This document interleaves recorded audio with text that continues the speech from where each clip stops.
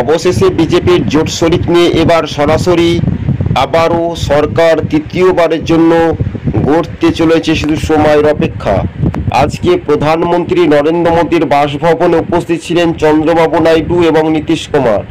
অন্যদিকে দেখা যায় নীতিশ কুমার সরাসরি ইন্ডিয়া জোটে সামিল হয়েছে বলে রীতিমতো একটা দেখা গিয়েছিল, তবে সেখান থেকে বেরিয়ে এসে বিজেপি জোট শরিকে তিনি যোগ দেন।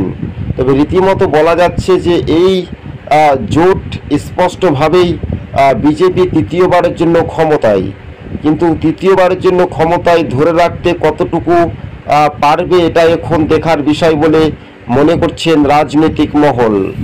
তবে এই রাজ্যের অহংকারী পতন ঘটতে চলেছে শাসক দল তৃণমূলের। স্বাভাবিকভাবে ভোটে হারার পর বা জিতার পর স্পষ্ট হচ্ছে, তবে সরকার গঠন করার পক্ষে কেউ ম্যাজিক ফিগার একাই নয়। তবে দুটি শরিক দল চন্দ্রবাবু নাইডু এবং দেখা যাচ্ছে যে নীতিশ কুমার সরাসরি এবার লালু প্রসাদ যাদবের সঙ্গে দেখা করেন, এমনকি রাহুল গান্ধীর সঙ্গে সৌজন্য সাক্ষাৎ করেন। সরাসরি অখিলেশ যাদব সেখানে মিচকি হাসি হাসেন। তবে শেষ খেলাটাই ভারতীয় জনতা পার্টি একেবারে ম্যাজিক ঘুরিয়ে দিলেন। সরাসরি টিভি সকাল ইউটিউব চ্যানেলটি আপনারা দেখতে পাচ্ছেন। যদি চ্যানেলটি ভালো লেগে থাকে অবশ্যই সাবস্ক্রাইব করে সঙ্গে থাকবেন। তবে এবার সরাসরি নীতিশ কুমারের উপরে কেউ কিন্তু ভরসা রাখতে পারছেন না বিজেপির কিছু সাংসদ।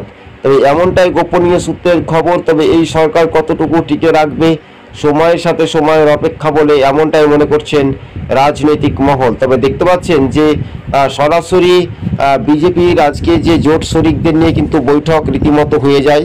অন্যদিকে ইন্ডিয়ারও জোট শরিকরা পাশাপাশি কিন্তু তারা আজকের দিনে বৈঠক করে। তবে জোটের মেজরিটি কারা এগিয়ে বা কারা পিছিয়ে থাকবে সম্পূর্ণ কিন্তু ভোটের যেটা ফলাফলের পর যেটা বের হয়েছে সেটা কিন্তু ম্যাজিক ফিগারে কেউ পৌঁছাতে পারেনি। তবে বিজেপির জোট শরিকরাই মেন ফ্যাক্টর। নীতিশ কুমার এবং চন্দ্রবাবু নাইডু ফের তৃতীয়বার সরকার।